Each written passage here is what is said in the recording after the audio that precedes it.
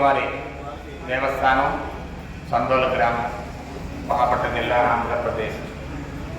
శ్రీ అమ్మవారి దేవస్థానంలో అమ్మవారి సేవలో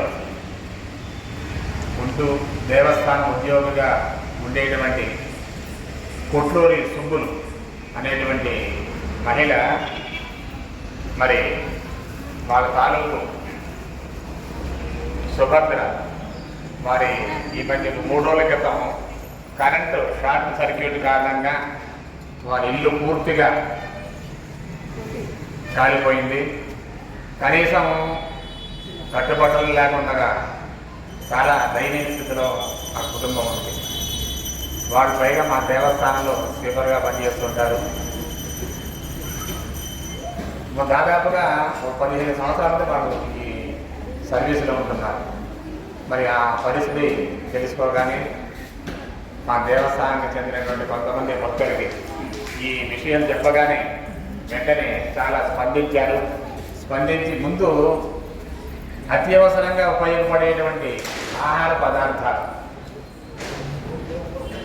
పదార్థాలు అలాగే కావలసినటువంటి వంట పాత్రలు ఇవన్నీ కూడా దాతల సహకారంతో సమకూర్చాము. మరి ఇవన్నీ కూడా ఈ రోజున వాళ్ళకి అందజేస్తున్నాం. అయితే వాళ్ళు కోరుకుంటున్నారు ఏమాత్రం అవకాశంగా దాతల సహకారంతో వారి యొక్క గృహం కూడా నిర్మించి ఇమ్మని కోరుతున్నారు. అయితే అది అందరి దృష్టికి తీసుకెళ్ళి ఏమాత్రం అవకాశం ఉన్నా సరే ఆ అవకాశాన్ని కూడా ఏర్పాటు చేయాలనేటువంటి భావంతో ఉన్నాము. కాబట్టి దాతలకి సాధారణంగా చెప్పేటువంటి అవకాశం ఏమంటే ఎవరు ఎంత ఇచ్చినా సరే ఇటువంటి ఆపత్కాలంలో మనం చేసేటువంటి సహాయం చాలా గొప్పది, మంచి సత్ఫలితం ఇస్తుంది. 1000 రూపాయలు ఇవ్వండి, 500 ఇవ్వండి, 10,000 అది ఇవన్నీ ఎవరి శక్తి అనుసారం. కాబట్టి అవకాశం అంటే తప్పనిసరిగా ఈ వాళ్ళ యొక్క ఇంటి నిర్మాణానికి కూడా మనమందరూ సహాయ సహకారాలు అందించాలని కోరుకుంటున్నాం. ప్రస్తుతానికి వాళ్ళకి జీవనానికి ఇబ్బంది లేకుండా ముందు వంట పాత్రలు, దుస్తులు, అలాగే నిత్యావసర సరుకులు ఇవి ముందు తెప్పించి ఇస్తున్నాం. కాబట్టి దాతలను కూడా ఈ కార్యక్రమంలో భాగస్వాముల వారిని మనస్ఫూర్తిగా కోరుకుంటున్నాం.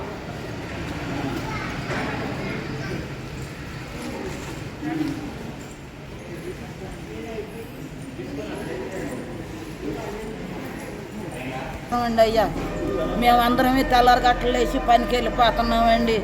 ఇంటికాడ 7ంటికి ఏం జరిగిందో మాకు తెలియదు అయ్యా. నేను గుళ్ళోకి వచ్చాను, పిల్లలు 4కి వెళ్ళిపోయారండి స్వామి.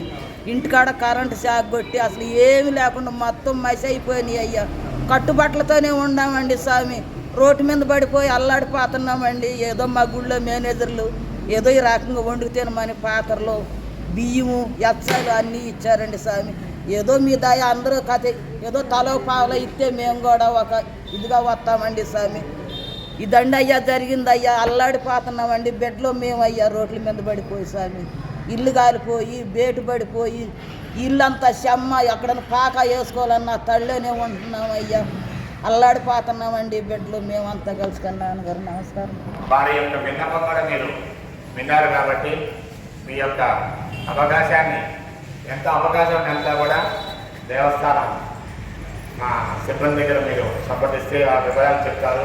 వస్తువు రూపంగానే ఇవ్వండి. మీకు కేవలం మా ధనోపనం ఒక్కలేదు, కావాల్సిన ఇంటికి కావాల్సినటువంటి వస్తువులు ఉంటాయి కదా, ఇటుక, సిమెంటు, తర్వాత ఇటుకలు, రేకులు, సిమెంట్ రేకులు, అట్లాగే వాటికి కావాల్సిన వస్తువులు అనేవి ఉంటాయి. ఒక్కొక్క వస్తువు ఇచ్చినా కూడా అవన్నీ కూడా పూర్తవడానికి అవకాశం ఉంది.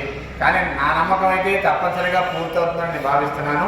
మరి వాళ్ళకి మంచి జరగాలని మనమంతా కూడా అమ్మవారికి ప్రార్థిద్దాం. జయ హో మాత, జయ హో దేవ.